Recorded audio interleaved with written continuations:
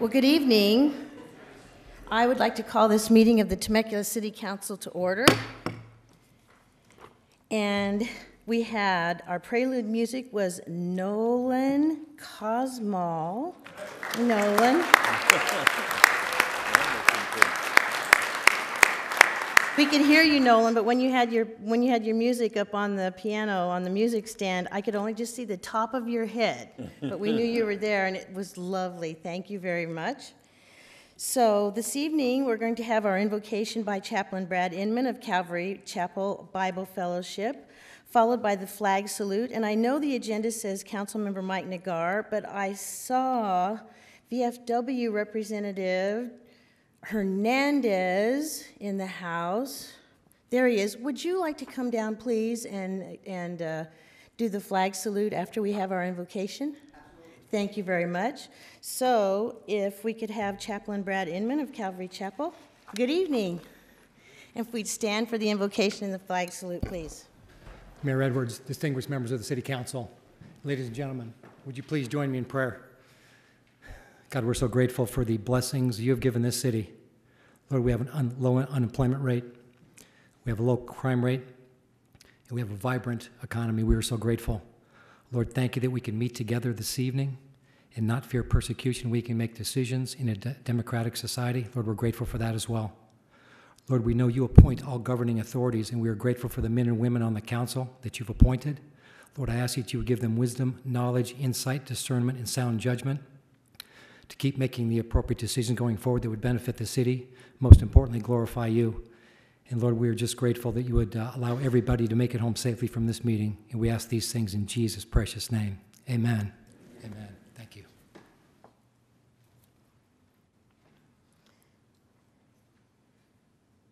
Mr. John Hernandez, thank you.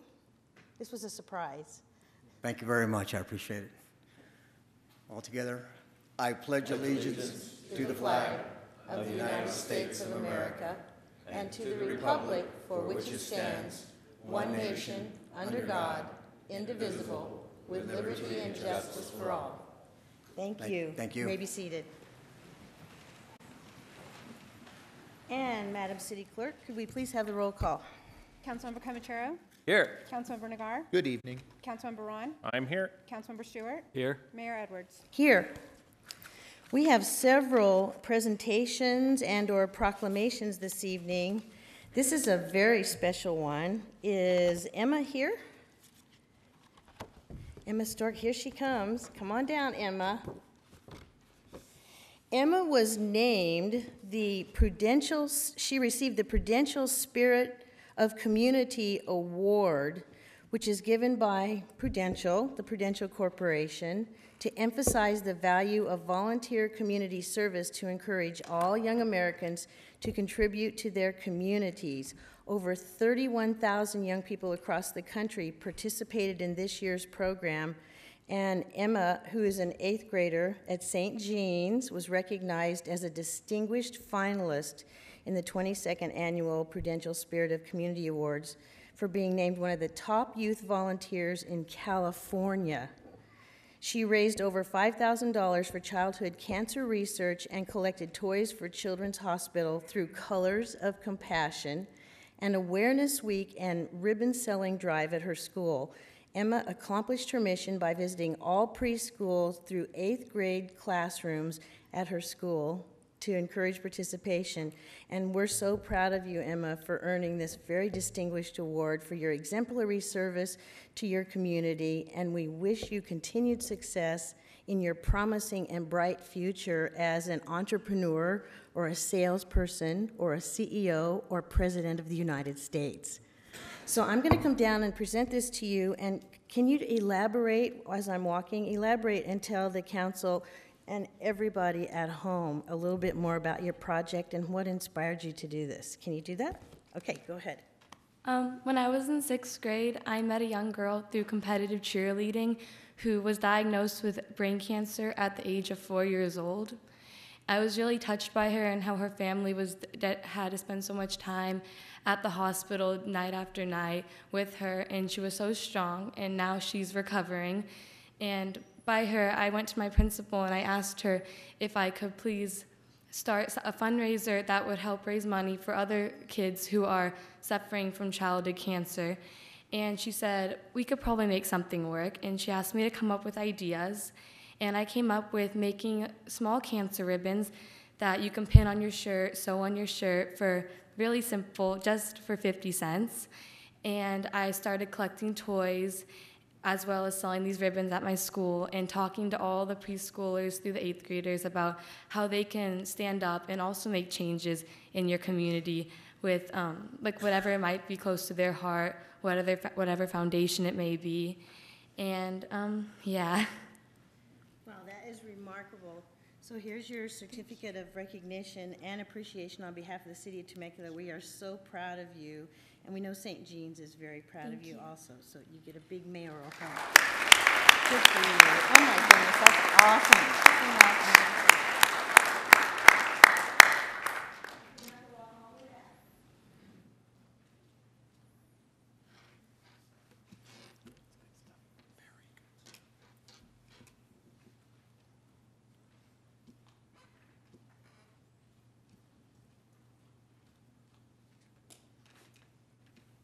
Okay, so the next one is presentation of May is Mental Health Month Proclamation. And who is here to receive the proclamation? Well, good evening. Hello. I recognize you. How are you? Fine, thank you. So tell us your name. Dr. Walter Hessler, retired psychiatrist. Dr. Hessler, let me read this proclamation for you, and then I will have Mayor Pro Tem Matt Ron bring it down. City of Temecula Proclamation.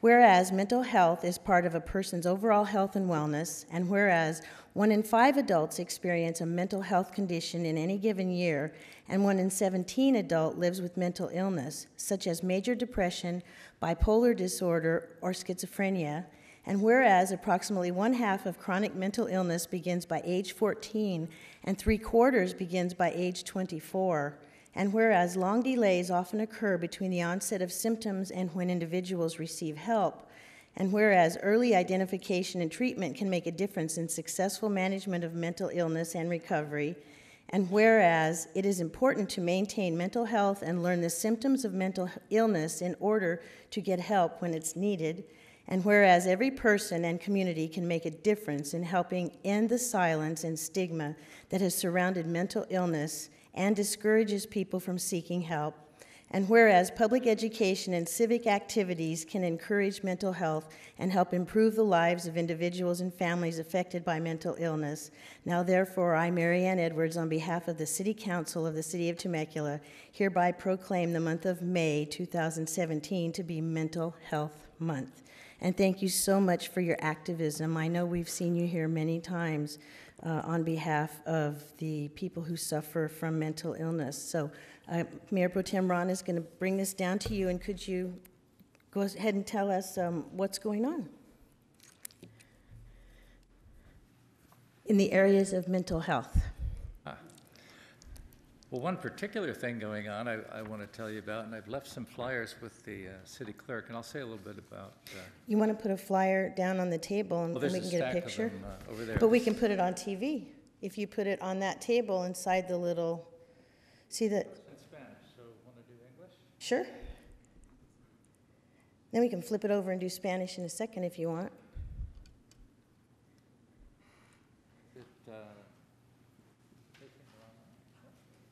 He can actually zoom out. Pull out. Yeah, he can zoom out and get the whole thing for you. There you go. So tell us about this. Okay.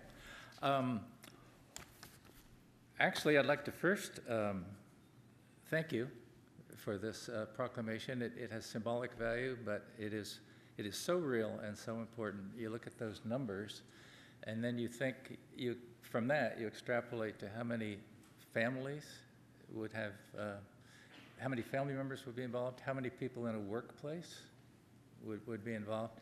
It's an enormous problem. I'm a retired psychiatrist. I'm also a behavioral health commissioner for Take a step towards the microphone, for Riverside Doctor. County. And the term behavioral health came from the merger of the old Mental Health Board and the Substance Abuse Advisory Board 2 years ago. And it's logical and kind of efficient to lump those functions. And they have a lot of overlap, of course. I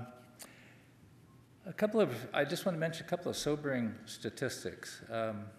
One is that despite all the efforts in this county and in this state and in this country, over the last 15 years, suicide rates have actually been increasing, and especially in children and adolescents.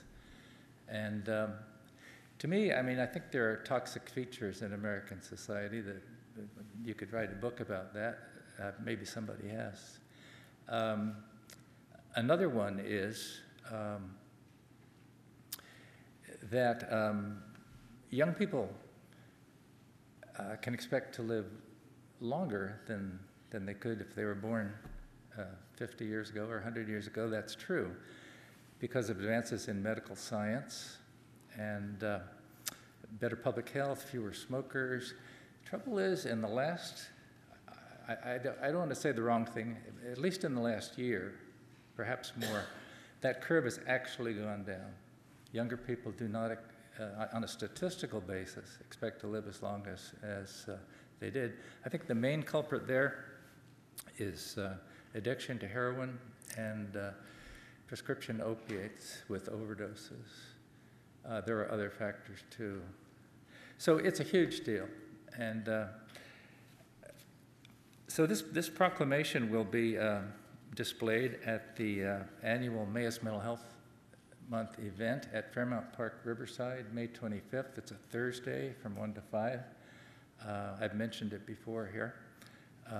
Free food and drink and close to 100 exhibitors with information about mental health and substance abuse programs, entertainment, speeches, activities for children.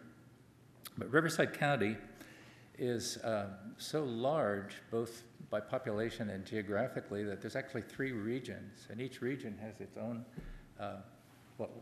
we're in Mid-County region, and we refer to it as the Wellness and Resource Fair.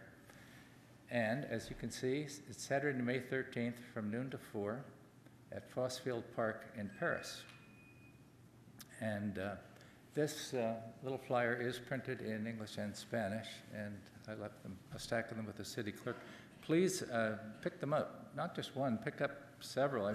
To take them to a workplace or a school, share them, get them out there. It's very well attended, and as you can see, it's children's activities, free health screenings, free food and drink, again, information on mental health and substance abuse programs. One thing that's not mentioned there, which to some people I think could be very important, is that I didn't even know that there was a Mexican consulate in San Bernardino. You guys all probably know that. It covers San Bernardino and Riverside counties. Anyway, the Mexican consul himself was there at this last year, and he will be here again this year. So any Mexican nationals with questions, need information, advice, he will be available. That's not excellent. a political statement, it's just a fact. That's fine.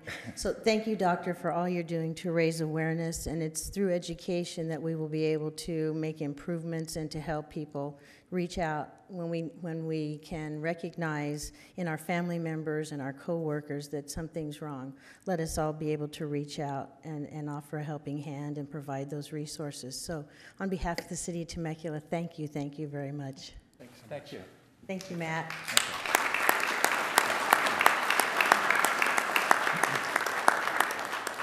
Okay, one more. It is National Travel and Tourism Week in Temecula, where it's coming up, and I have a proclamation for that as well. So I bet there are people here from Visit Temecula Valley. Good evening. I've got a lot of whereases for you guys, too. For all you do to promote tourism in Temecula and the region, you know how grateful we are. So Whereas travel is a pillar of economic growth, creating jobs at a faster rate than other sectors, and whereas travel is among the largest private sector employers in the United States, supporting 15.3 million jobs in 2016, including 8.6 million directly in the travel industry and 6.7 million in other industries, whereas travel to and within the United States provides significant economic benefits for the nation, generating more than 2.3 trillion in economic output in 2016, with $990.3 billion spent directly by travelers. Wow.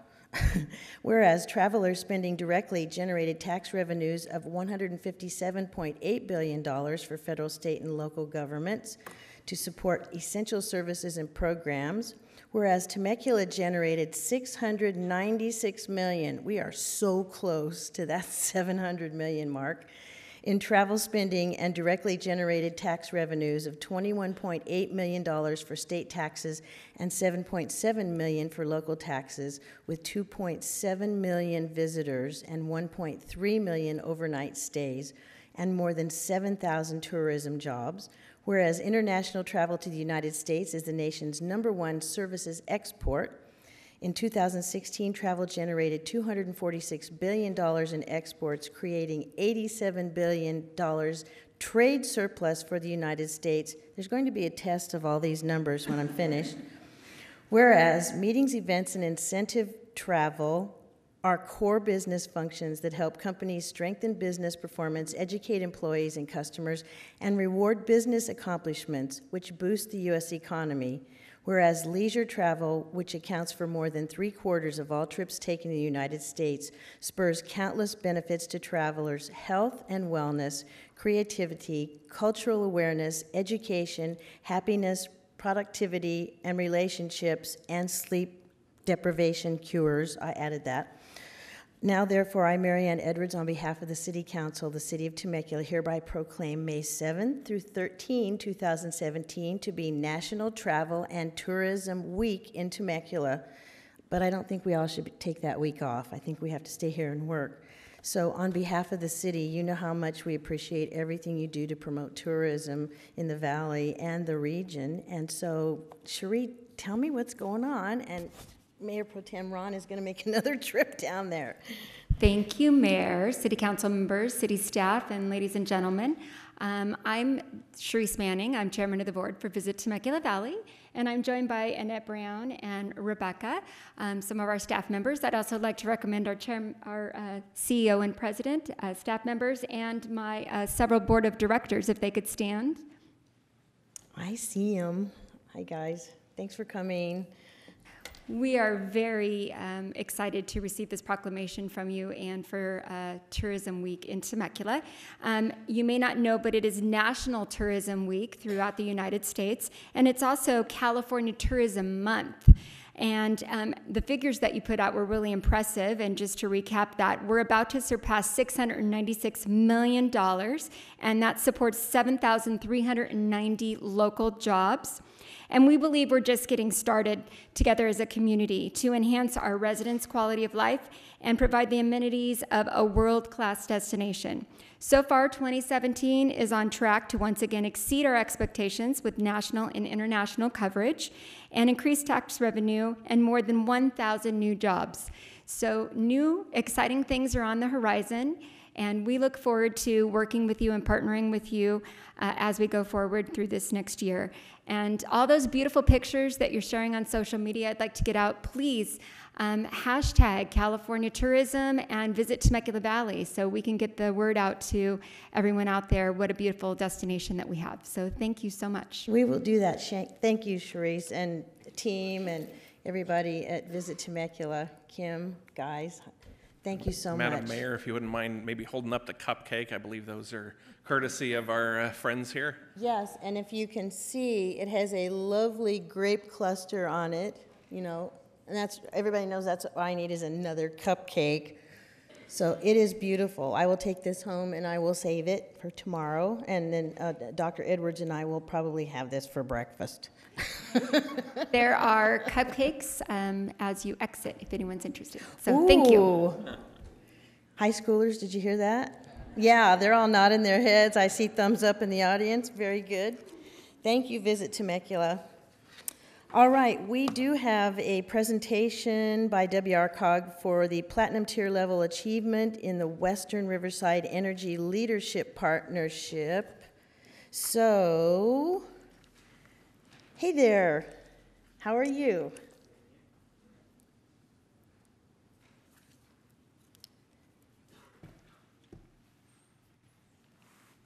Platinum Tier Level Achievement in the Western Riverside Energy Leadership Partnership. Correct. Good evening, Honorable Mayor, City of Temecula Council members. Thank you for having me here tonight. My name is Anthony Segura. I'm a staff analyst in the Energy Department with the Western Riverside Council of Governments. I'm here tonight to present the City of Temecula with its Platinum Level Tier Leader Award. I told you that was a tough one. But before I begin, I would like to thank city staff Dale West and Bruce Wedeking. Without their support, this couldn't be possible, so thank you for their support, and thank you for having them on this team.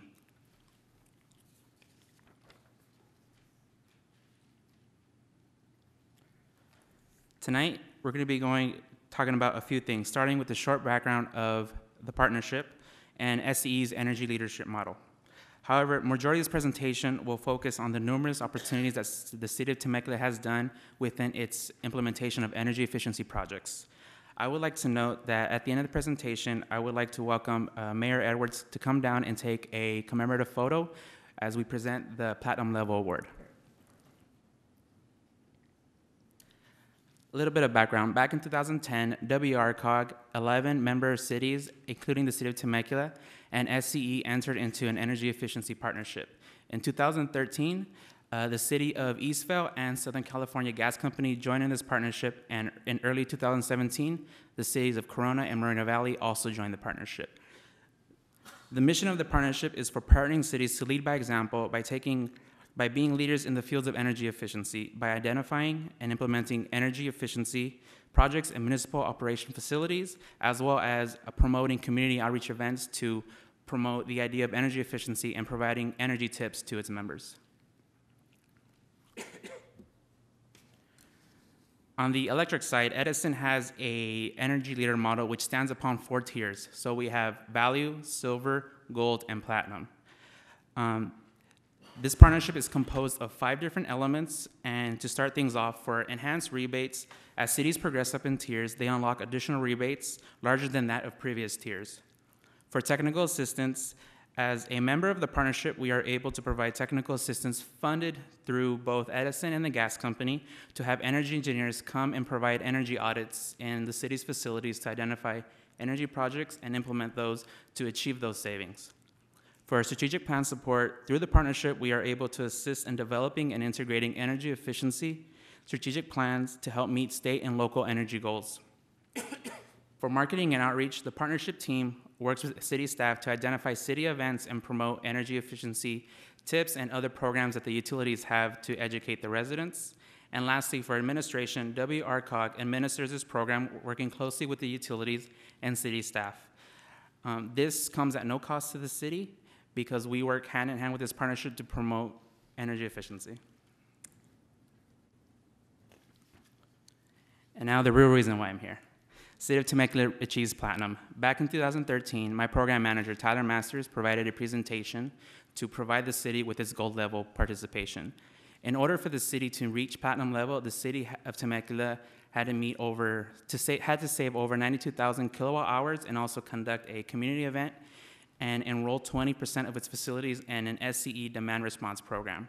And at the beginning of this year, the City of Temecula reached this level by saving a staggering 190,000 kilowatt hours. This equates to roughly 20 households' electricity use for 1 year. This slide here demonstrates the various projects that the city has done between 2013 and 2016. These 8 projects are all either interior or exterior lighting, saving, as mentioned earlier, over 190,000 kilowatt hours, and the city received a total of $14,000 in incentives from SCE. This slide shows an example of how the enhanced rebates work. So the City of Temecula now earns 17 cents per kilowatt hour saved from qualified energy efficiency projects. In a hypothetical project, of 100 kilowatt hours saved, the city would receive a rebate check of triple the amount that a non-partnership city would receive. In addition to energy savings, the city of Temecula has been very active in community outreach and promoting the idea of energy efficiency to its members. One program that is both conducted by Edison and the gas company is the Energy Savings Assistance Middle Income Direct Install Program. This program provides residents that qualify income-based to receive energy retrofits such as LED lighting, insulation, low-flow shower heads, faucet aerators, air conditioning, and others at no cost. Additionally, the city also participated in the second annual Holiday LED Light Exchange, which promotes a fun yet encouraging way to promote energy efficiency by providing the City of Temecula residents with no-cost holiday lights in exchange for their old incandescent lights. And lastly, the City of Temecula also participated in a direct install audit that is conducted by Edison, which provides a third-party contractor to come in, identify any energy efficiency measures that could be done, and implement those, all done at no cost. For continued goals, now that the city has reached platinum level status, the continuation of city's energy goals can be done through partnership assistance by identifying projects to further implement and save more energy, work with city staff to identify continued community events to promote energy efficiency tips to the residents, and educate and promote energy programs to its commercial businesses. Lastly, before I conclude, I would like to provide some remarks from our program manager from SCE, Joanna Chang. Good evening, Mayor and Council Member of Temecula. This is Joanna Chang, a program manager at Southern California Edison. First, I apologize for not being able to be here due to personal emergency. However, that does not lessen the meaning of great accomplishment that the city has achieved. Congratulations to the City of Temecula for achieving platinum status in the partnership program. Again, I would like to thank Bruce Wedeking and Dale West for their dedication for energy efficiency and their hard work to complete all requirements to reach this level. Without them, this was impossible. Thank you and congrats. Well, thank you. And if Bruce or Dale were here, I would have them go down and accept the award, but I don't think either of them is here. Yeah? Pat, you want to go down?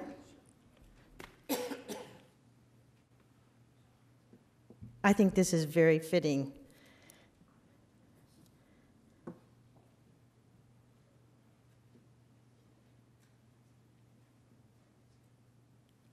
I thought it was just because I stopped using my treadmill.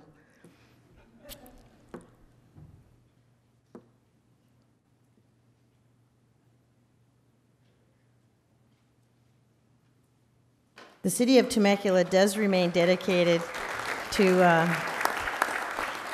saving our resources, and we are sitting in a LEED, is it a LEED Gold building right now? This one?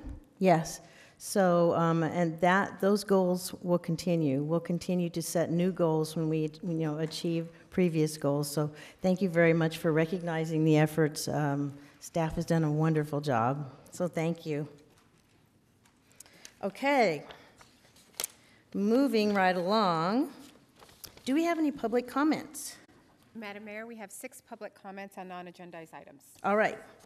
So, a total of 30 minutes is provided for members of the public to address the City Council on items that appear within the consent calendar or a matter not listed on the agenda. Each speaker is limited to 3 minutes. If the speaker chooses to address the City Council on an item listed on the consent calendar or a matter not listed on the agenda, a request to speak form may be filled out and filed with the City Clerk prior to the City Council addressing public comments and the consent calendar. Once the speaker is called to speak, please come forward and state your name for the record. For all public hearing or council business items on the agenda, a request to speak form may be filed with the City Clerk prior to the City Council addressing that item. Each speaker is limited to 5 minutes. Could we have the first speaker, please? The first speaker is Cruz Bustamante, to be followed by Paul Galindo. Mr. Bustamante, welcome. Thank you, Madam Mayor and council members. My name is Cruz Bustamante, and I'm here to talk as the chairman of Go Green Consultants, who's been working the last 3 years in a very innovative and difficult effort with the city to create the Santa Margarita Ecological Reserve Solar Project. The City of Temecula is the first city in California to participate in an innovative program for renewable energy that provides long-term restoration of sensitive habitat, renewable energy, scientific research, and significant cost savings to local government. This project is a model for how renewable energy can be used to improve brownfields, disturbed habitat, watersheds, with the additional benefit of saving millions of dollars, taxpayer dollars, for cities, schools, and other local government authorities. This city has a history of innovation that improves the quality of life for its citizens and effectively deals with waste, water, transportation, and now renewable energy. Congratulations to your efforts. We also want to make a special thank you to the city staff and Councilman Ron for assisting us in this effort. And just want to introduce to you the names of the different associates and partners that we had in this particular project. We had Spectrum Energy, AECOM, BioStar, Ted Griswold, the attorney, Photogenesis, CSU San Diego, Southern California Edison, CG Financial, Pachanga, and Aaron Reed and Associates, all of which came to us and worked with us to provide this innovative program for the city of Temecula. I also noticed on your agenda that you have districting a little bit further down in this evening. I'd like to commend the council for taking a proactive approach in transitioning from at-large to district elections in order for the purpose of greater and promoting greater community participation. Thank you. Thank you, Mr. Bustamante. Mayor Pro Tem Ron would like to say something. I'll cover it a little bit more during council comments, but just wanted to thank the Honorable Mr. Bustamante for joining us in the council chambers this evening, and we'll show a little bit on the groundbreaking we did earlier today on this, but it's been a pleasure to be able to work with you, and I believe Mr. Galindo is speaking next, but pleasure being able to bring this project forward. Thank you. Good evening. Good evening. Thank you very much for having us here today, Madam Mayor. Wow, I did not expect to hear all the energy cost savings that you're already doing here, and the city ought to be very proud of the steps that the council members are taking in conserving energy and hopefully saving our planet. And I think it's very, very important. And how do I follow up after the former lieutenant governor? He pretty much said it all. And I'm very proud to work with him. And I just would like to say a special thank you to Peter Thornton, who is the city attorney, who very patiently worked with us and working out all the nuances, and Assistant City Manager Greg Butler, who, let me tell you, it's not easy working with energy and understanding all the ins and outs of what's going on. And so I like to commend them. And Aaron Adams, even though I didn't get to talk to him that much, the city manager, but he was patiently in the background, and I know that if we got into trouble, he would have stepped up and said something. So I just want to thank you for allowing us to do something that's very groundbreaking here in California. And Councilman Matt Ron, what can I say? He's amazing, and I'd just like to thank you all for all your patience and all your efforts. Thank you very much. Well, thank you. That's why we call him the amazing Mayor Pro Tem. All right, could we have next speaker, please? Madam Mayor, our next speaker is Richard Hartman, to be followed by Thomas Villanova. Good evening, Mr. Hartman. Hey, good evening. Get on my glasses. This is kind of like a very serious subject. Anyways, I've been coming here to Temecula since 1972. I've seen this town change and grow. Now, what concerns me is public safety to the residents and the tourists of this town. For 5 days, I've been sitting in my car, watching, taking notes of people running across Front Street, almost getting hit, standing on the corner, waiting for cars to yield. And they do that, they don't do it like 80% of the time. Just today, I was standing in the street next to the curb, 7 cars wouldn't let me cross the street. Anyways, it just hurts me most because I saw 2 women and their 2 kids almost get hit by a Chevy, right there on 4th and front, by about 5 feet, almost got clipped. And I know you're seeing this on Front Street. You must think of public safety, because buzz driving is drunk driving. I don't want the rich history of Temecula to be ruined. I'm retired now, and I'm going to make Temecula my home. I've loved this town since I first came here in the 70s, and I want to see it all safe for all of us. I was a safety coordinator for some of the biggest construction management companies in the nation, certified in ASWAPR, OSHA, confined space trained, certified rigger. I can go on. I've worked across this country. And there's more safety guidelines on the jobs that I've been on than the city has here for their public safety on Front Street. And over the years, as a safety coordinator, I found out that visual effects to people work. And once they step out in the middle of a crosswalk, the cars will stop.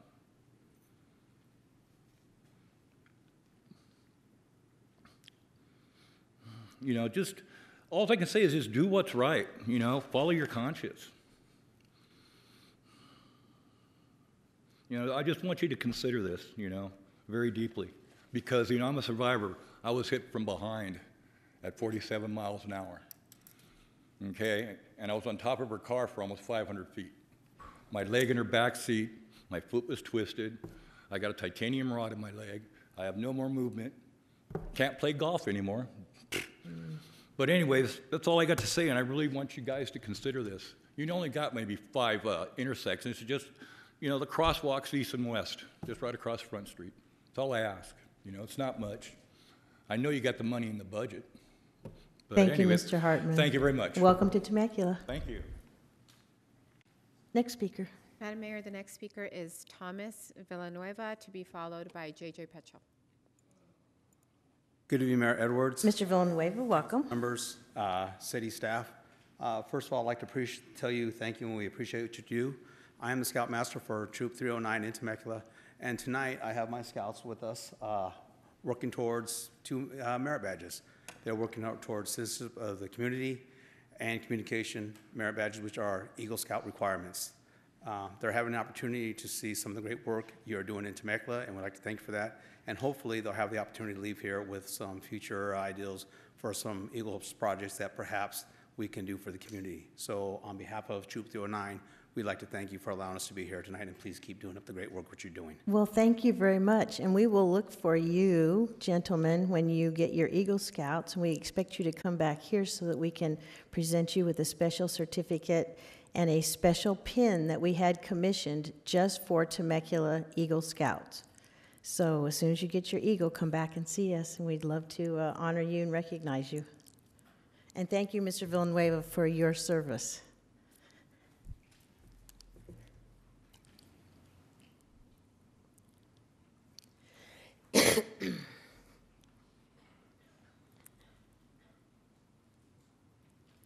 Good evening, everyone. First of all, I want to thank Mayor Edwards and the other council members, Councilman Nagar, for your support of the newly formed Regional Cancer Treatment Task Force that we met at a meeting last week. I wanted to share a little bit more publicly with what I'm doing. My wife Tanya and I have been Marietta and Temecula Valley residents since shortly after we were married in 1993. Unfortunately, my wife Tanya fought cancer for nearly 2 years and passed away on January 24th from a blood clot, which is fairly common among cancer patients. She was doing extremely well, and despite her stage 4 liver cancer and the original prognosis of only a few months, everyone was surprised when she did pass away because the DNA-based treatments that she was receiving were actually working against her cancer. Many of you may have heard of former President Jimmy Carter and Ricky Rocket, the drummer from the rock band Poison, recently being declared cancer-free after receiving a DNA-based treatment called immunotherapy. Through my wife Tanya's cancer fight, I've learned that people are dying every day of cancer that potentially could have been cured or have their cancer suppressed to live much longer and without extreme side effects. This is not science fiction. This isn't something that we hope can happen in the future. These are treatments that experts believe will lead to a cure for cancer because doctors and scientists are able to cure a significant amount of patients right now. This is happening. Although most of these patients are in clinical trials, the treatments are not experimental. These are typically FDA-approved medications that either target and kill gene mutations of the specific patient's cancer or medications that activate the patient's immune system to kill the cancer like it's supposed to do. Now, with the help of several of the top doctors in the field at UCSD, I have created Tanya's Law with the intent to become a proposition in the 2018 general election, but it is also being considered by Senator Jeff Stone's office as a 2018 California bill. I don't want to cut you off, but you've got 20 seconds. All right. Tanya's Law is an insurance-based law to allow every cancer patient the opportunity to have their cancer DNA tested and be treated based on that. And basically, I'm here to ask the city of Temecula to support the education movement of Tanya's Law to make a difference among our community. Temecula has a wonderful motto of family first, and I'm sure I'm not the only person in this room that is tired of seeing cancer take our family members. So please read the tanyaslaw.org website, and I thank you for your time and consideration. Oh, thank you very much. We know it's very difficult for you to talk about this, but we appreciate everything that you're trying to do. It is. Thank you. Thank you.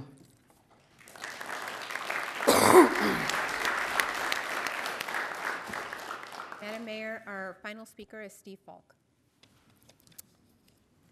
Steve Falk, how are you? I'm doing very well, Mayor. Thank you. All right. As some of you are aware, we've been working diligently. Well, first off, good evening, distinguished mayor, city council members, city staff, and ladies and gentlemen. My name is Steve Falk. I'm the executive director of Community Mission of Hope. And we've been working diligently to really help faith-based organizations do a great job in helping end homelessness within our community. We have a lot of faith-based organizations that believe in feeding in the park, doing sleeping bags, and doing that type of stuff. And so we've kind of turned to a book called When Helping Hurts.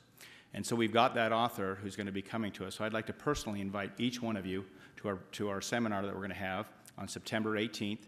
It's going to be held at the Riverside Convention Center. You mean May 18th? May 18th, sorry. Thank you. That's okay. And so we would love to have you guys there and any organization or citizens that kind of want to learn, hey, how's the best way that I can help the homeless and do it in a way that actually makes a difference. One of the things that Chris shared from Solutions for Change is instead of serving to serve, let's serve to solve. So some of the things that we'll be addressing at this seminar will be, how can we create a sustainable and effective way to serve those experiencing homelessness? What are some of the common pitfalls of providing assistance to those experiencing homelessness, and how can they be avoided? How can we shift our efforts from creating unintended dependency to fostering empowerment?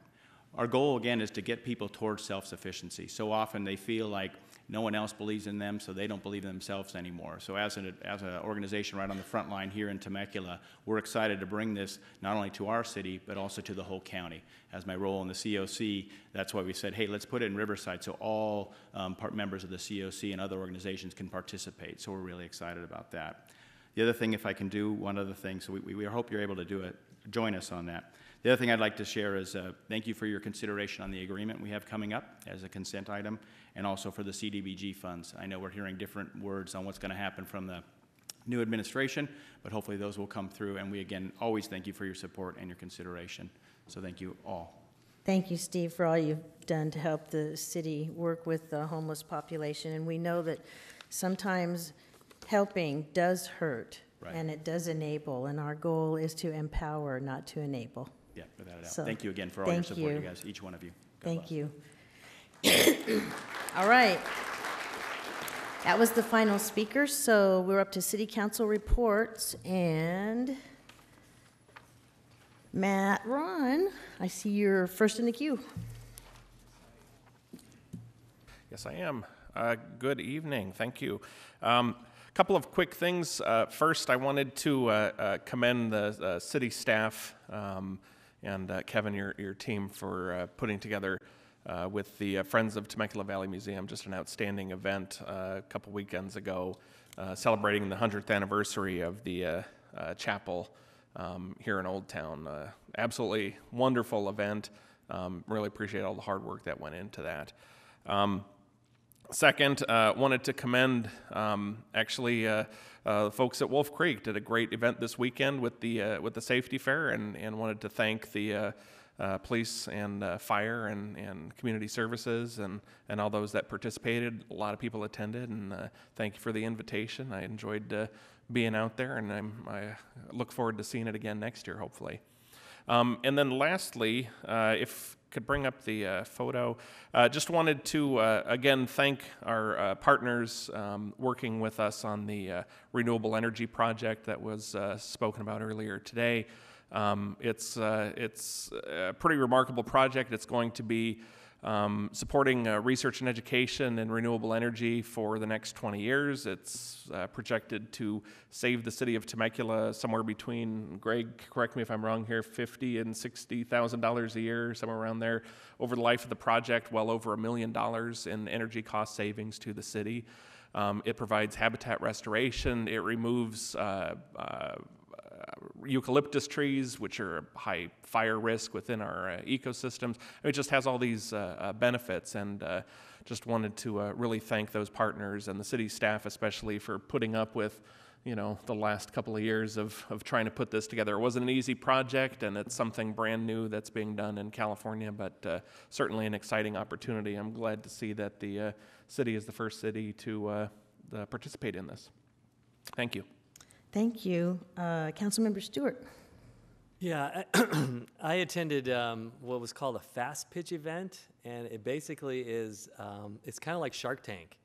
And so people who had business ideas for, it could have been a product, but it was more like a business pitch. And I was fascinated. I mean, it was right here at our old City Hall, which is a business incubator. And the two that won were just mind-boggling. I mean, they were actually, one was a real product that was actually being used in vineyards as we speak, and the other one was a new app that he came up with, which is basically is an electronic business card, which was a lot more fascinating than I just made it sound. But but it was very, very interesting, and I'm very impressed that we have something like that, within our city limits that I don't think very many people know about. So the fast pitch or the incubator or all of it. Okay. Yeah. So I encourage people who have business ideas to maybe check out our business incubator and see, talk to somebody down there, and you never know. So excellent. Thank you. Anyone else? Nobody else is in the queue. All right, then we're going to move on to the consent calendar. All matters listed under consent calendar are considered to be routine, and all will be enacted by one roll call vote. There will be no discussion of these items unless members of the City Council request specific items be removed from the consent calendar for separate action. Item number 1, waive reading of standard ordinances and resolutions. Number 2, approve the action minutes of April 11, 2017. Number 3, approve the list of demands. Number 4, approve the second amendment to the agreement with Ellison Wilson Advocacy, LLC for state lobbying services. Number 5, approve the second amendment to the agreement with David Turch and Associates for federal lobbying services. Number 6, approve a license agreement with Rancho Community Reformed Church, DBA Community Mission of Hope for pantry operations at the request of the Human Services Ad Hoc Subcommittee, Mayor Edwards and Councilmember Stewart. Number 7, approve the sponsorship agreement with JDS Creative Academy and receive and file temporary street closure for the 2017 DigiFest at the request of the Economic Development Committee, Mayor Edwards and Councilmember Comachero. Number 8, approve an agreement with Inland Empire Property Services for weed abatement services. Number 9, approve an appropriation and award a construction contract to Leonida Builders, Inc. for the Old Town Sidewalks Improvement Project, PW 15-06. Number 10, award a construction contract to American Asphalt South, Inc. for the Pavement Rehabilitation Program, Residential Slurry Seal, PW 17-03.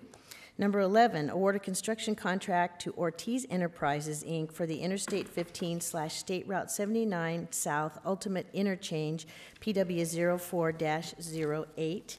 Number 12, award a construction contract to All American Asphalt for the Pavement Rehabilitation Program, Margarita Road, Rancho California Road to Temecula Parkway, PW 12-11. Number 13, approve an agreement with Mico Mountain Lion, Inc. for on-call excavation, backfill, and grading maintenance services for fiscal year 2017-18. Number 14, approve an agreement with Diversified Waterscapes, Inc. for lake and pond maintenance services for fiscal year 2017-18. Number 15, approve the purchase and installation agreement with GM Business Interiors, DBA, Go Forth, and Marty for the Ronald H. Roberts Temecula Public Library Enhancement Project. Number 16, approve an agreement with Computer Service Company for the purchase and installation of emergency vehicle preemption equipment citywide. Number 17, approve parcel map 36862, located at the northwest corner of Temecula Parkway and La Paz Street. Move approval of the consent calendar. Okay, so we have a Second. motion and a second. And if everyone will cast your votes. And the consent calendar is approved unanimously. So I am going to recess to the Community Services meeting with President Jeff Comachero. Thank you, Madam Mayor. I call this meeting of the Temecula Community Services District to order. Madam Clerk, we are all here tonight. Do we have any public comment under this section? Thank you. Then we'll move on. Item 18, consider approval of the action minutes of April 11, 2017. And item 19, approve an agreement with PGI Pacific Graphics, Inc. for theater printing services for the Old Town Temecula Community Theater. Move approval. Second. We have a motion and a second. Please cast your votes. And that motion does carry unanimously. Mr. Hawkins, do we have a director's report tonight? Mr. President, I believe Commissioner Schwenk will cover some of our events during his report. Thank you. Commissioner, it's yours. We could do it now if you'd like, if Jonathan could cue it up. I've got a quick slide. As everyone knows, this past weekend was our 9th annual Special Games. This event is sort of like the physical manifestation of like what we are, who we are as a community. This is just a fantastic event. So kudos to Kevin, Dawn, everyone that put this on. We spent most of the day there talking to athletes, to volunteers. I just really can't say enough about this event. If you haven't experienced it, you need to get there. It's a great event. We put together just a quick video. So Jonathan, cue that up. Hey, good morning, everybody. We're here at the Special Games today. It's going to be a great, exciting, beautiful day. Can't wait to show you.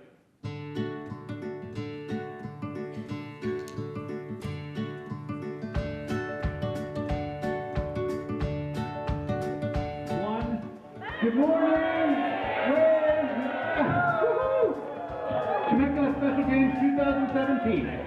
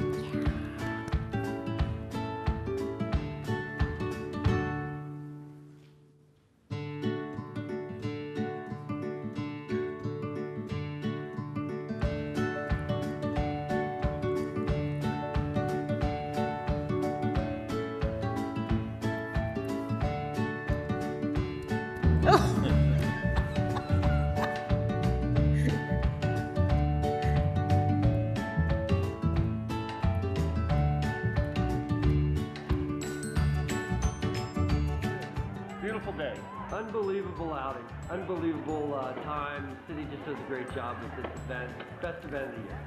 And everyone is benefiting. And I was talking to some participants earlier. I'm not sure who this event is more for, the athletes or the volunteers. It's questionable who's getting more out of it. You can see the complete joy on the volunteers' faces. It's just unbelievable. And then when the athletes get applause, it's just fantastic. Everybody should enjoy being out here in the deep end. Awesome. Well, thanks for joining us. Oh, that's great, Zach. That's Zach. Thanks, Kevin. How many years now have we been doing that? That's 9. 9 years. So Dawn said next year will be our 10th, obviously, and so she's got a little something special planned for the 10th. It's a great event, and thanks to everybody who was involved. It really, you're right. It's become one of the signature events in our city and speaks an awful lot to who we are as a city. So it's great. Thank you. Is that the extent of your report? That's all tonight. Thank you. Okay. Mr. Adams, do you have a report for us? Mr. President, I would only add it absolutely was a great event, and I'll remind everyone it was 95 degrees on Saturday, so these athletes braved all the elements too, and so it was fantastic. Well done. All right. Do we have any board member reports tonight? Seeing none, we'll entertain a motion to adjourn. Move adjournment. Second. We have a motion and a second. Anybody opposed? We'll stand adjourned. All right, thank you. So we are going to reconvene the Temecula City Council meeting, and we're going to go to a public hearing.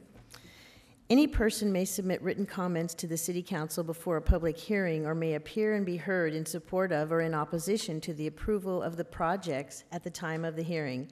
If you challenge any of the projects in court, you may be limited to raising only those issues you or someone else raised at the public hearing or in written correspondence delivered to the city clerk at or prior to the public hearing. Item number 20, approve fiscal year 2017-18 Community Development Block Grant, CDBG, Annual Action Plan, and 2017-21 5-Year Consolidated Plan. Good evening. Good evening. Good evening, Mayor Edwards and members of the council. I am here to present the 2017-21 CDBG Consolidated Plan and 2017-18 Annual Action Plan for the Community Development Block Grant Program. For context, let me provide a bit of background on the Community Development Block Program, or CDBG. CDBG is a program administered by the U.S. Department of Housing and Urban Development, or HUD, that strives to create the development of viable urban communities by promoting, preserving, and assisting in the development of affordable housing, by improving and expanding infrastructure and facilities, and by providing and improving access to public services. CDBG activities must meet one of 3 national objectives listed above. Activities in Temecula typically satisfy the first objective, which is benefiting low and moderate income persons. From 1992 through 2012, the city participated in the Riverside County CDBG program to receive funds. In 2012, City Council adopted the first 5-year consolidated plan, became an entitlement city, and that authorized Temecula to receive CDBG funds directly from HUD. Our local CDBG program is guided by 2 main policy documents, the Consolidated Plan and the Annual Action Plan. The Consolidated Plan, or CON Plan, is a 5-year plan that is used as a general framework for the city to assess its housing and community development needs and identify its priority projects for its funding allocation. It also includes a market analysis, needs assessment, and strategic plan. It is designed to be a collaborative process where community input is gathered to establish housing and community development strategies. 2016-17 is the final year of the current consolidated plan. In July 2015, HUD updated its policy on affirmatively furthering fair housing and addressing disparities in housing needs and access to opportunity. HUD allows for grantees to set locally determined fair housing priorities and goals through a newly created Assessment of Fair Housing, or AFH. The AFH must be accepted by HUD prior to the acceptance of the city's CON plan. The city's AFH was submitted on October 3rd and has been officially accepted by HUD. During the current consolidated plan cycle, the city has assisted thousands of community members. I will run through just some of the accomplishments during the current consolidated plan cycle, which began in 2012. With CDBG funding, the city has funded 15 unique nonprofit service providers, served over 1,000 youth and families at risk of violence, 173 youth have been assisted in after-school programs. Over 450 youth and single mothers have been supported through education and childcare. 92 youth have been provided with job training. Over 3,100 people have been given nourishment through food pantries. 23 individuals have been provided emergency or transitional shelter. 5 families have been assisted with low-cost solar programs. 8 families have been assisted with critical home repairs. 4 capital improvement projects have been funded, and over 2,100 landlords and tenants have been provided fair housing education. And these figures don't even include all of the accomplishments for the remainder of this fiscal year. HUD implemented additional public outreach requirements in the assessment of fair housing process, which have been utilized during the development of the draft consolidated plan. The city planned a robust community outreach program in the development of the city's AFH. There was a resident and stakeholder survey regarding housing and community development needs. We held interviews and consultations with 18 religious and nonprofit groups. There were 3 public hearings, one on June 28th, one on September 27th, and one tonight, April 25th. We held 3 interactive community workshops in June and July 2016. We offered 2 technical workshops on November 30th, 2016, regarding the 2017-18 application process, and the Finance Committee was held on February 28th to present the draft consolidated plan priorities and annual action plan. This extensive public input and community outreach process was critical for the development of our goals in both the assessment of fair housing and the consolidated plan strategic plan goals. While developing the proposed consolidated plan priorities, staff took a lot of things into consideration. We looked at the assessment of fair housing survey, HUD and census data, community workshops, technical workshops, the 2012 to 16 consolidated plan, staff and consultant feedback, and finally Finance Committee feedback as well. The priority needs will be addressed over the next 5 years in the CON plan cycle through the implementation of CDBG funded projects, as well as through additional funding such as the Affordable Housing Tax Allocation Bond proceeds. The priorities will be addressed through both the service providers and the capital improvement projects. The priorities are intended to be broad in order to remain flexible over the next 5 years as the needs of the city may change. The consolidated plan outlines 9 community priorities to address over the next 5 years. Here's the first 5. Promote the development of affordable housing, preserve the existing affordable housing stock, ensure equal access to housing opportunities, provide services for low and moderate income residents, provide services for residents with special needs, provide public services for the homeless and those at risk of homelessness, provide public services for seniors and veterans, improve neighborhoods, public facilities and infrastructure, and finally, promote economic opportunity.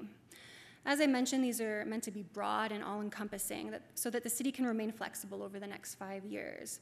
During this current consolidated plan cycle, we learned that being too specific actually limited our options, so we built in flexibility from the beginning for this upcoming cycle. Now that I have discussed the broader priorities for the next 5 years, let's hone in our focus for the next 2017-18 program year.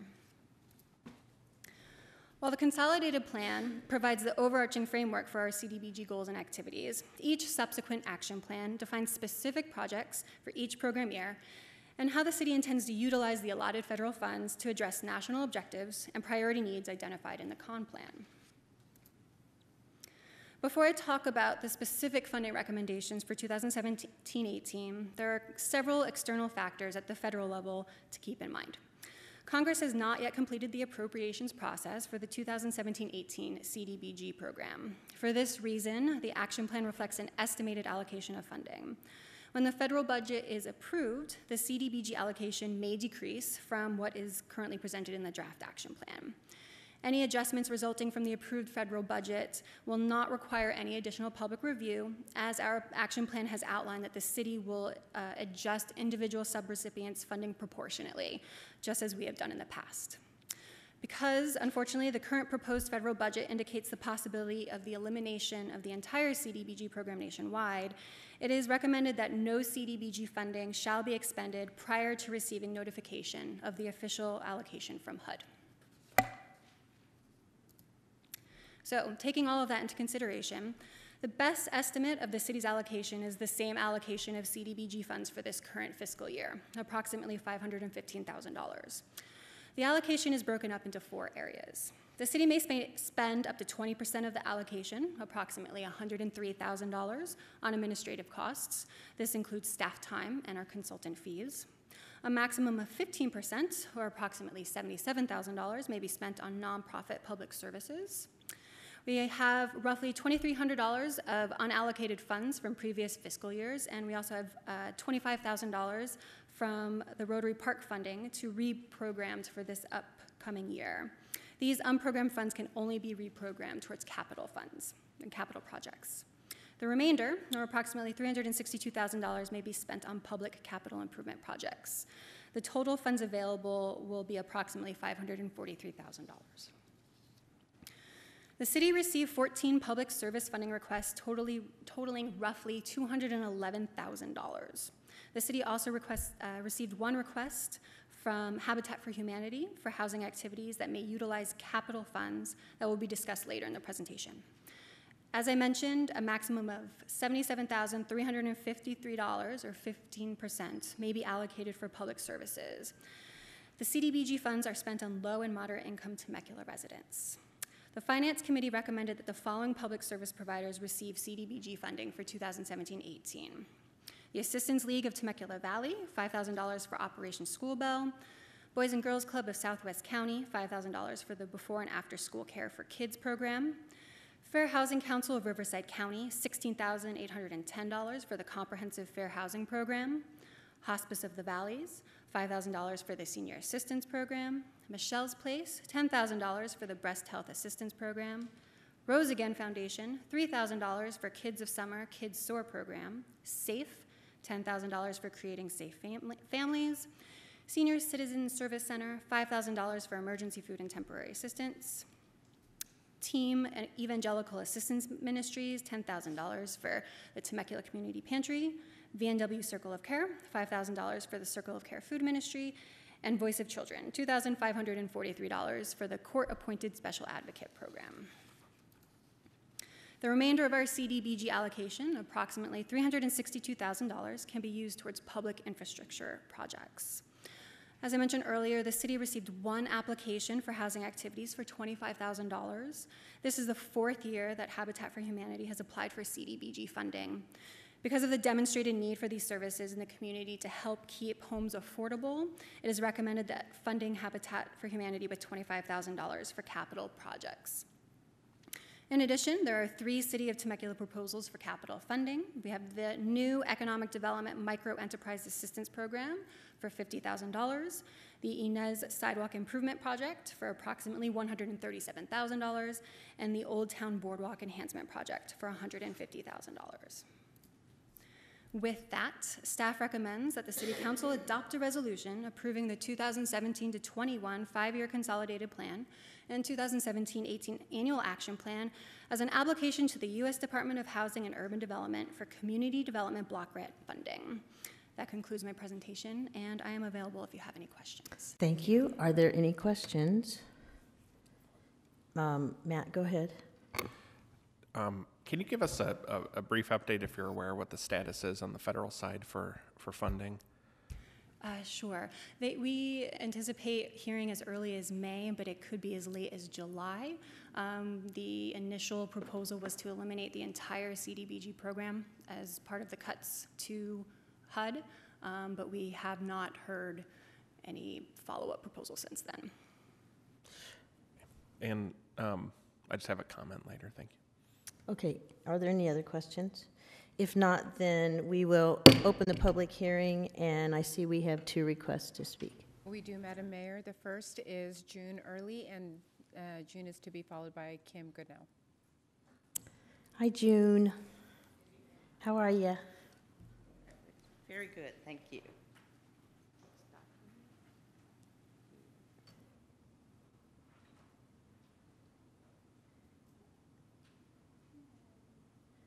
A little closer together. Oh, closer. Yeah, and down a little. There, perfect. And there you go. Good evening, Mayor Edwards and City Council members. My name is June Early, and I'm the Executive Director of Safe Alternatives for Everyone.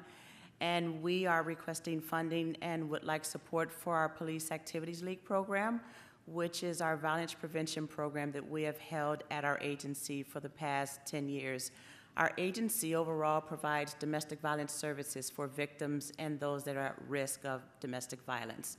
And over the past year, we have grown our Police Activities League program to include mentoring. We also have law enforcement officers from both Temecula and Marietta Police Department that provide mentors for our youth. And we hold those services between 4 and 5 days a week at our agency. Our youth are between the ages of 5 and 18 years old. Some of them have come from homes that are impacted by domestic violence. Some of them are foster children. And roughly about 79% of our youth come from households that are low to moderate income. And our youth are being mentored, as I mentioned. Our teenagers are spending time developing leadership skills as well as volunteering at our new resale shop, which is Allie's Resale Shop off of Jefferson. And we are greatly appreciative for the support that we've had from Temecula City Council and the City of Temecula for our ability to provide services to the community and our youth at risk. Thank you. Thank you, June.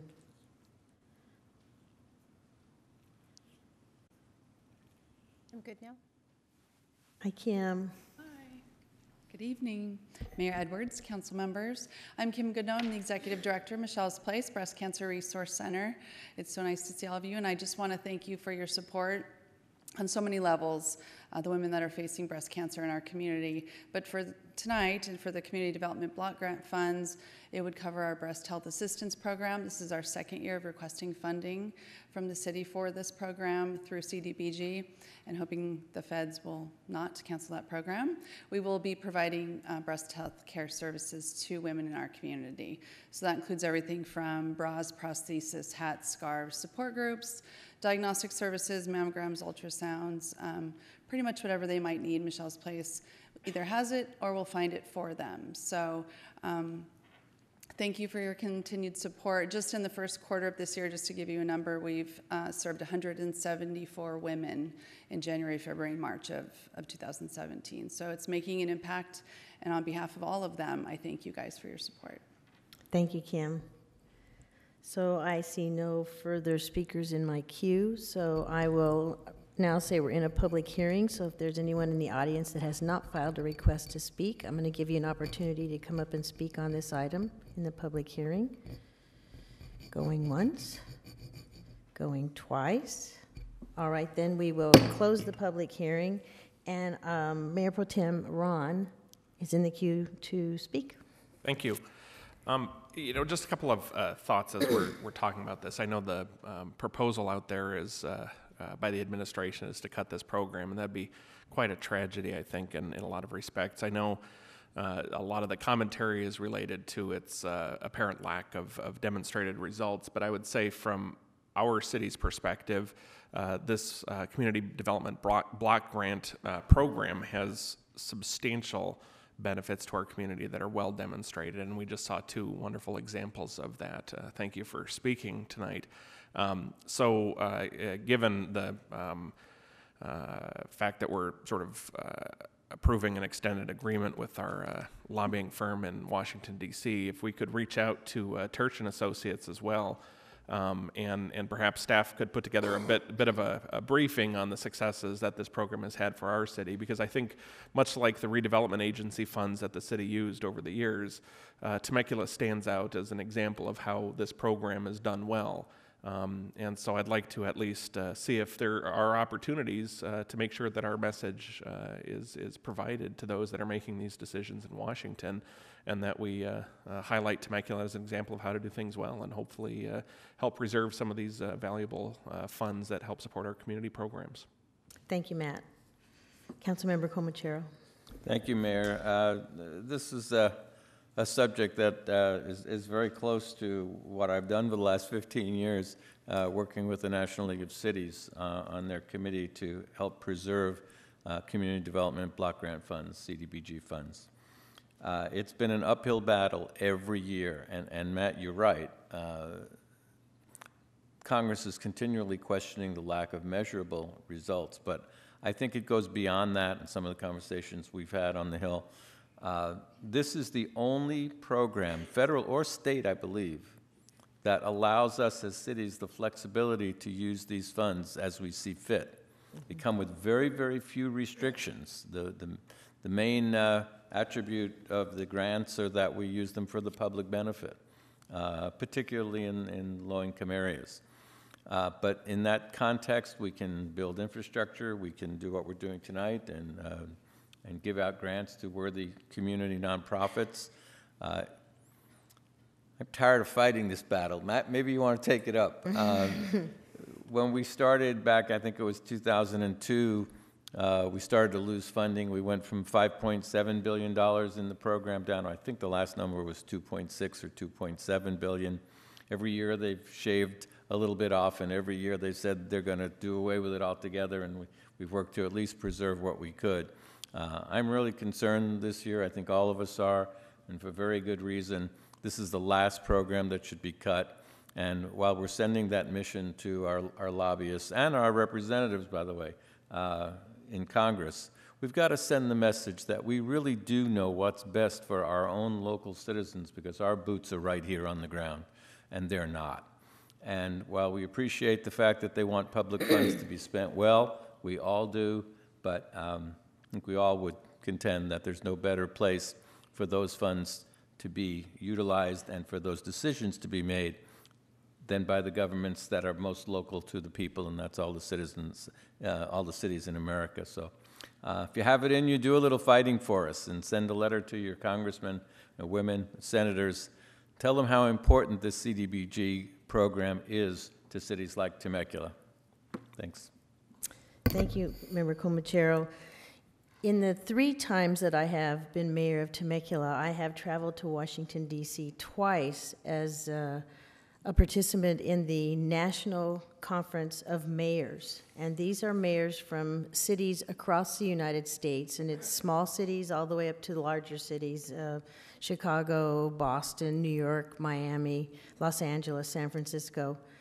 And this has been a priority for that organization ever since I've been aware of that organization. And I still, I attended that conference again this year, and it was a topic of discussion again, especially with the new administration, and things were uncertain.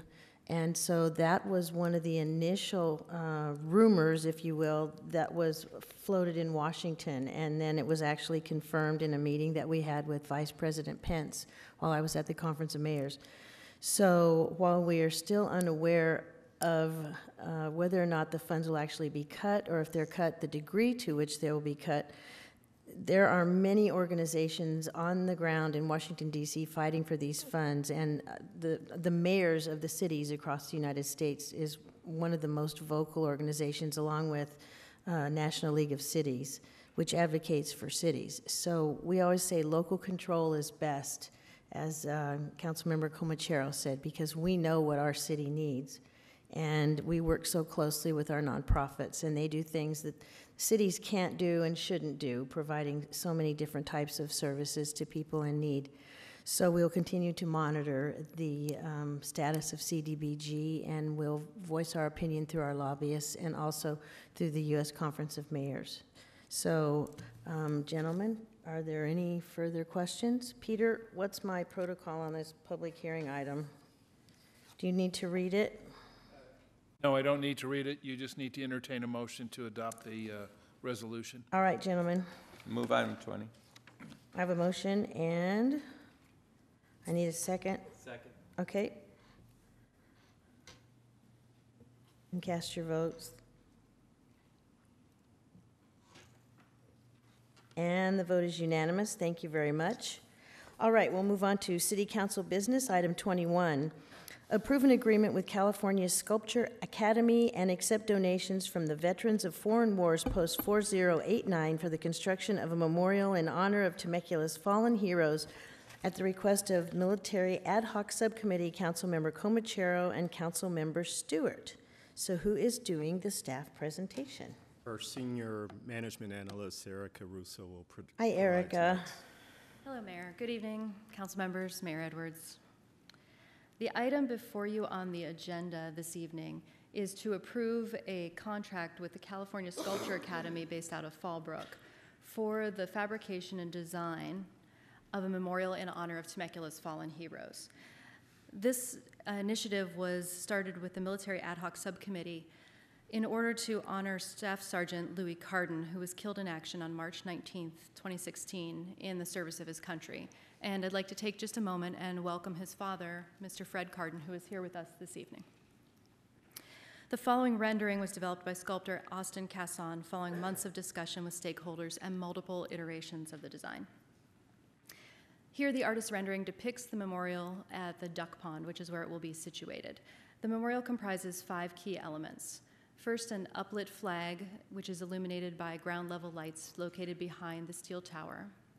Secondly, a life-sized bald eagle, which will be hand-sculpted in Corten steel.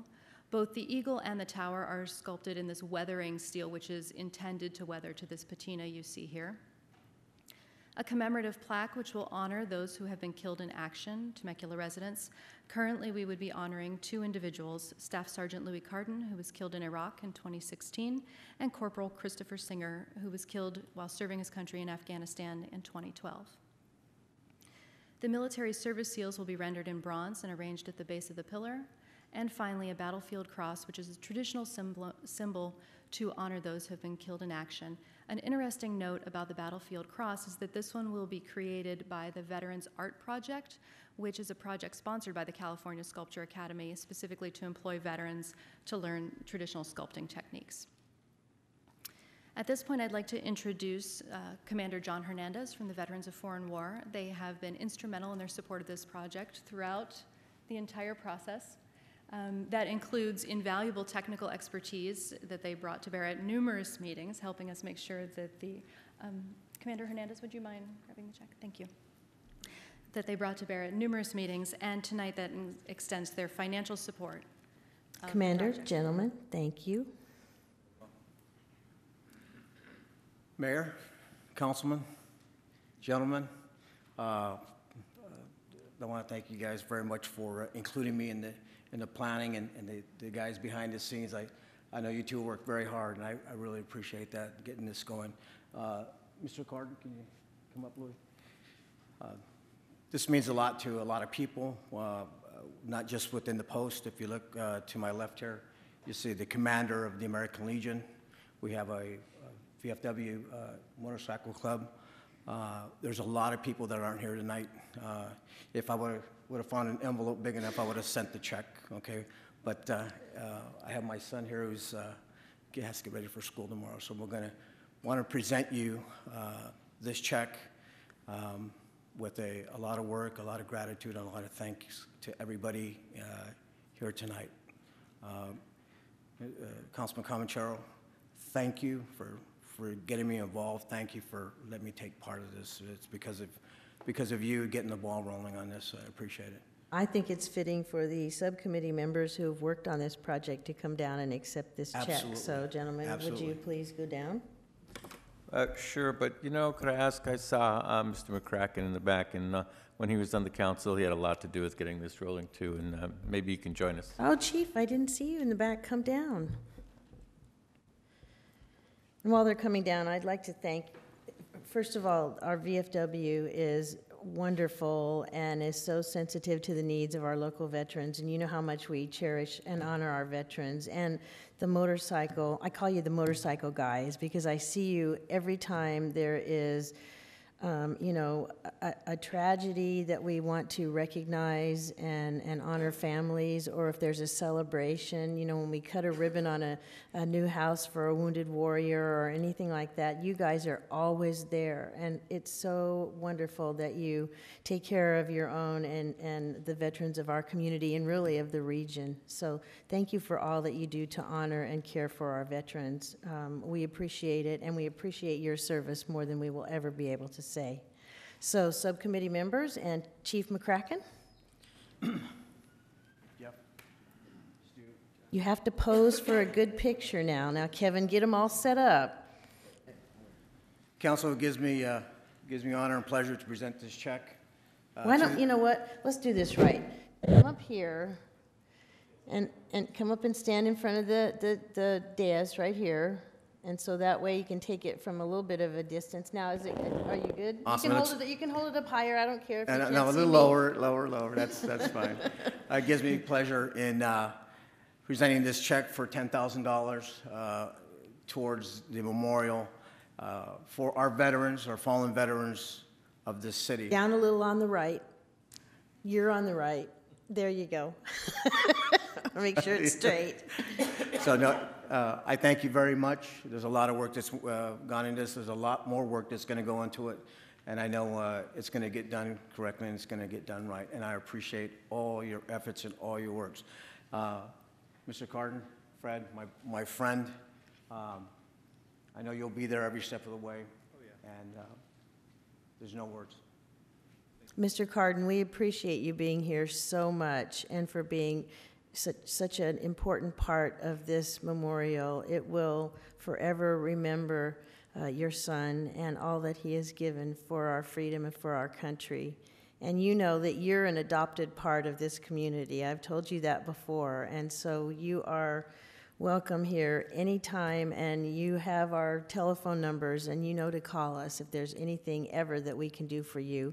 You have a great relationship with the VFW and with these gentlemen. So I'm very excited to see this project come to fruition. So everyone, Chief McCracken, great work. Subcommittee members, gentlemen, VFW, thank you for all you've done to make this happen. Thank you. Have a good evening. Thank you.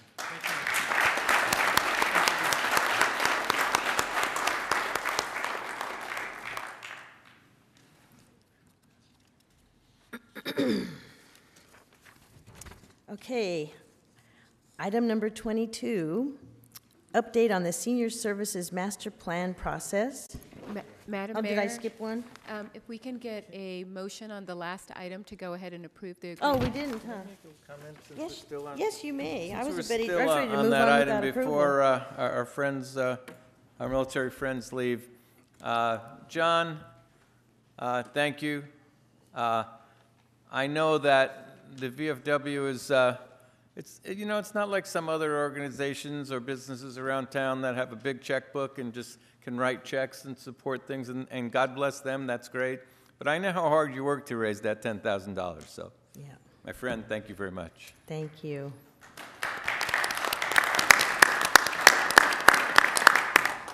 So I think we better approve this item. Move approval. Okay. All right.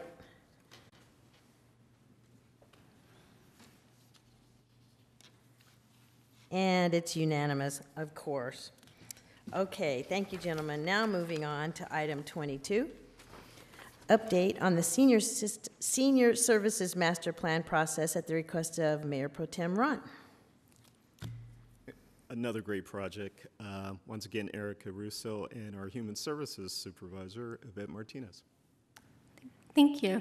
Good evening, Honorable Mayor, City Council, fellow staff. My name is Yvette Martinez, Human Services Supervisor, and I'm here tonight with Erica Russo, Senior Management Analyst, and together we will be providing an update on the Senior Services Master Plan. I'd like to first start by giving you a little background on the Senior Services Master Plan process. The City of Temecula recognizes the evolving needs of our growing senior community, and thus the Senior Services Master Plan process was formed in order to give the city direction and guidance on the specific recommendations for our senior community. So it was initiated by a request from Councilmember Ron and the Human Services Subcommittee. Community Services Department staff then developed a steering committee formed with community stakeholders represented by seniors, nonprofit organizations, public agencies, medical professionals, advocates. We then initiated surveys and community meetings and public workshops in order to solicit feedback from the community. We then took those results and we used those to identify top priorities for seniors in Temecula. We did this through extensive community outreach, which consisted of 4 public meetings. Our first meeting was held at Atria Park at Vintage Hills for community professionals, caregivers, advocates, elected officials, media, and community partners. Topics discussed during that meeting were diversity of aging, healthcare, transportation, and housing. Our second meeting was held at Fountain Glen at Temecula for residents of this senior living community. Again, transportation and housing were discussed. Our third meeting was held at our very own Mary Phillips Senior Center, which many of you know is the hub for senior services since the beginning of the formation of the city, and continues to be a lead role in the development of the Senior Services Master Plan. Our final meeting, our fourth meeting, was at the Temecula Hills Master Association for residents of Temecula Hills, which included a diverse age group. We then took the opportunity to distribute questionnaires in order to canvass participants in the community at our Health and Community Resource Fair. And finally, we reached out to our local faith-based organizations where we encouraged them to distribute questionnaires to congregants over the age of 55. So before I hand it over to Erica to discuss the results of the SSMP, I'd like to give a shout out to former TCSD Commissioner Jack Hens, who is in the audience this evening. Jack has been extremely instrumental and has provided us with valuable feedback and input throughout this whole process. So thank you, Jack. And Erica? Thank you, Yvette. So once we compiled the results of the surveys, the community outreach efforts, we found a handful of priorities emerged. The first one, I think, will be of no surprise to anyone. Far and away, the biggest concern of our seniors is affordable senior housing. That includes support for what's known as aging in place, basically enabling seniors to remain in their homes as they age and still be able to access all the necessary services for them to be able to live with a high quality of life and a high degree of safety. The second concern was affordable and accessible transportation. The third was affordable and accessible health care. Then access to financial and legal services. And essentially, seniors found that the number of issues they faced of increasing complexity, as well as susceptibility to, unfortunately, increasing numbers of scams and frauds targeting the senior community, meant that they would like to have a sort of clearinghouse for really reliable information relating to financial and legal services. Along the same lines, there was demand for the creation and support of a resource center for aging and disabilities. Obviously, our existing senior center, under the very capable guidance of Yvette Martinez, is able to serve as this currently. However, our senior community is constantly growing, the needs are ever changing, and seniors are one of those rare demographics where you could conceivably have about a 5-decade span in the age range of people who fall under the topic of seniors. So obviously the needs are extremely broad and diverse. Finally, opportunities for education, employment, volunteerism, and social support. And this item really got to the heart of what constitutes quality of life for our seniors, remaining engaged, relevant, and participatory in their communities. And along those same lines, seniors requested that they remain involved in an ongoing basis in the development of senior services within the community. So the Senior Services Master Plan process really revealed a real willingness and thirst among our senior community to participate in a very, very granular level on policies that the city develops and services that we implement to serve that community. Now, those results in this presentation have so far been shared with the Community Services Commission and with the Planning Commission. And following those presentations, and now the presentation to you, the next steps would be to appoint a working group to oversee the process to completion. Although we informally refer to this as the Senior Services Master Plan, obviously it's not a true master plan in the comprehensive sense. It was really a preliminary step along that path. So a working group would enable the process to continue. And then once the process is complete, to use those results to inform relevant city policies, of course, under the goal of making sure that our senior community is represented and involved in that process. And finally, to consider senior issues a part of a potential community services master plan, which is something that's been discussed over the past year and is frequently viewed as necessary to provide a more comprehensive overview to augment the existing Parks and Recreation Master Plan we had, which was last completed in 1993. That concludes our presentation, and we are available for any questions. Thank you, gentlemen. Any questions? And I don't see anybody in the queue? No? All right, then are there any, Matt, okay. Are you discussing or asking? Comments. Comments, okay, yeah, go ahead. Okay. First, I wanted to thank the staff for doing an outstanding job putting this together, and the interns, your teams of interns over the last years or so. That great opportunity, and one of the things I want to commend you the most on is that when we talked about this a couple of years ago, I had. Kevin, I believe you brought forward a proposal that sort of outlined how we could work with different consulting agencies and groups that specialize in this kind of plan development. And ultimately, I think the recommendation was let's work within the city staff and directly with our community members, because we have an incredible talent pool within the city, and folks like Jack to be able to help us and guide us along the way. And I got to say, kudos to everyone for that, because this is one of those times where you could spend several $100,000 creating these types of plans, but really the talent within the city and our community members is absolutely top notch. So I appreciate going through that process and then ensuring that it was fiscally responsible too. The other things I wanted to say was the community input. I mean, it was a very robust process, and we had a lot of outreach, a lot of opportunity to talk to folks.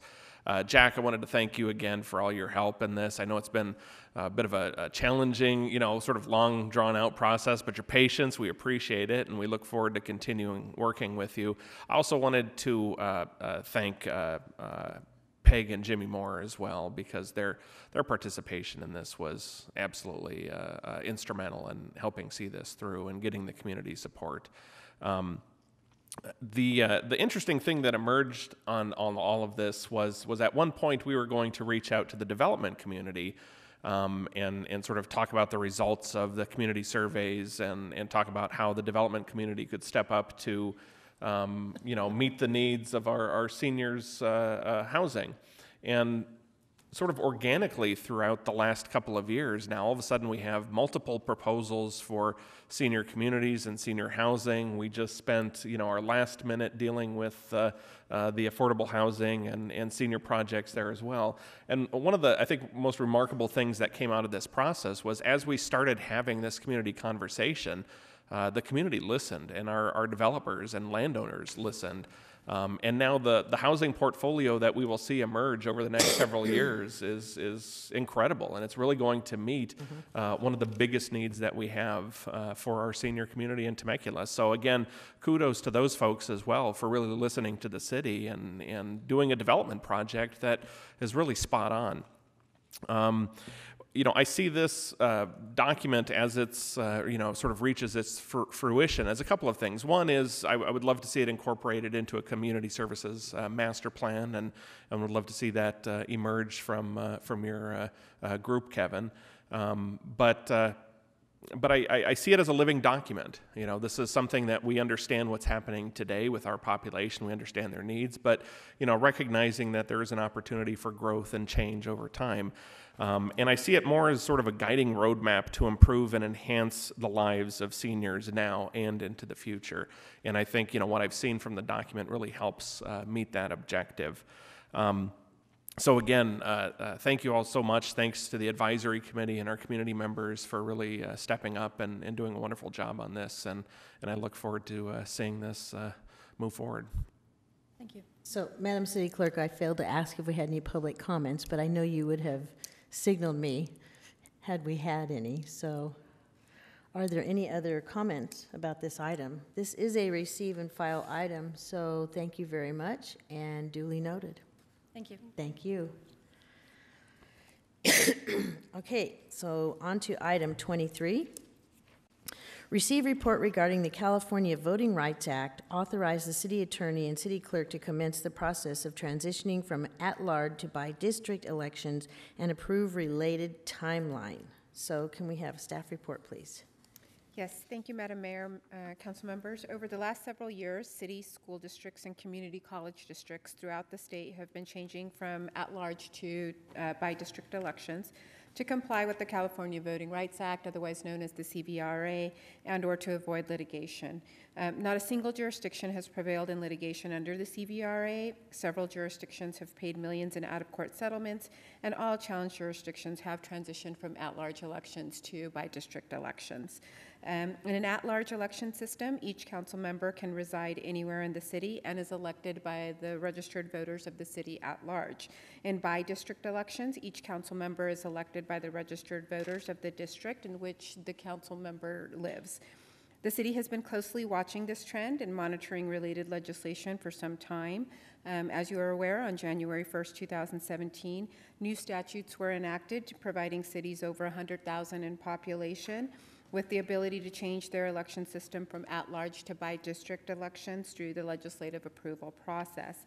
The transition process itself is set forth in the Elections Code, and district boundary maps would be proposed to be drawn by a professional demographer. 2 public hearings are required prior to the maps being drawn. 2 public hearings are required after the maps and sequencing is published for the set amount of time in law.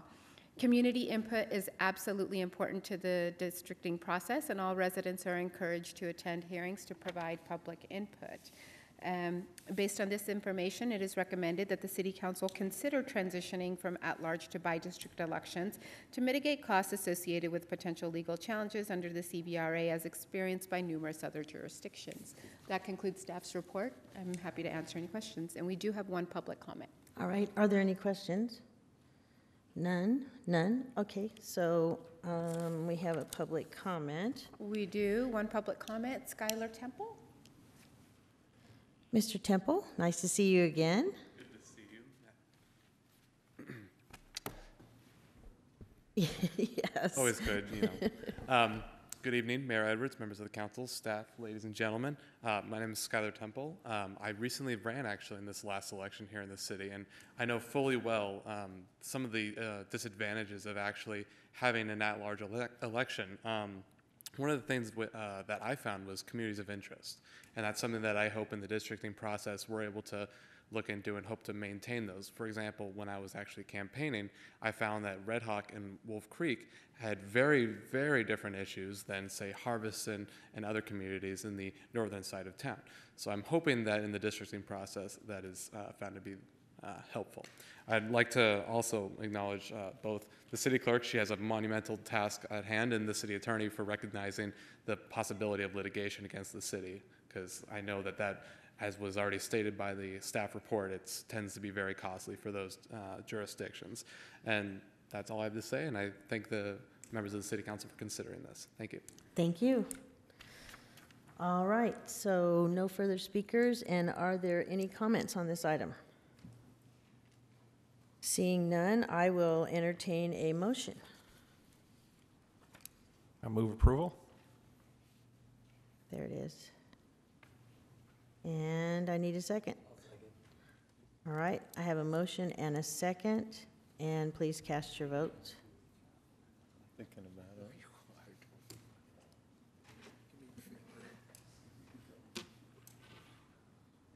And that item passes unanimously.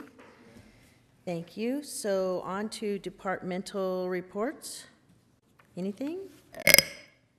Madam Mayor, those are just receive and file. All right. And board and commissions. Good evening, Mr. Schwank. We've already heard from you this evening. Yeah, nothing further from us. Was that you. it? That's it. That was pretty good. Thank you. All right, Mr. Sullivan. Yes, our next Public Traffic and Safety Commission meeting will be this Thursday in these chambers, 6 p.m., and we'll be reviewing some staff recommendations on speed, intersection control, and pedestrian safety in Paloma del Sol. Thank you. Fabulous commission. I know I'm totally biased, but it really is. Okay. Mr. Telesio, how are you? I'm just fine, and we have no significant events to report. And nothing for Planning Commission? All right. Anyone else? Gone. Mr. City Manager. Madam Mayor, just a couple of quick updates. With the award of the construction contract this evening, the project is now closer to becoming a reality. And the project I'm discussing is the interchange project, of course, to the south. Until tonight's action, we only had a low bidder, no contractual relationship with the contractor to actually build the project. Our team can now coordinate with our contractor, Ortiz Enterprise, to learn when the specific phases of constructing the project will take place.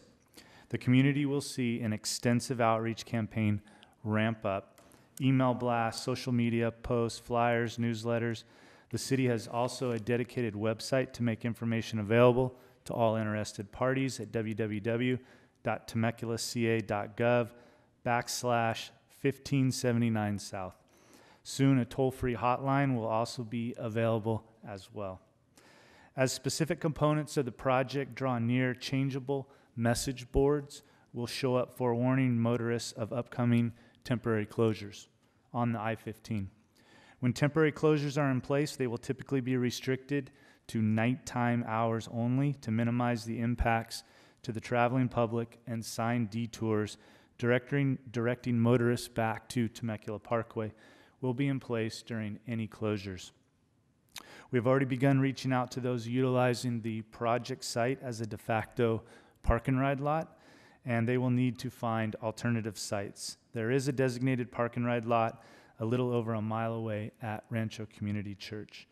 There will be much more to come as construction activity approaches. And also, just minutes ago, the City Council approved a construction contract. Oops, excuse me.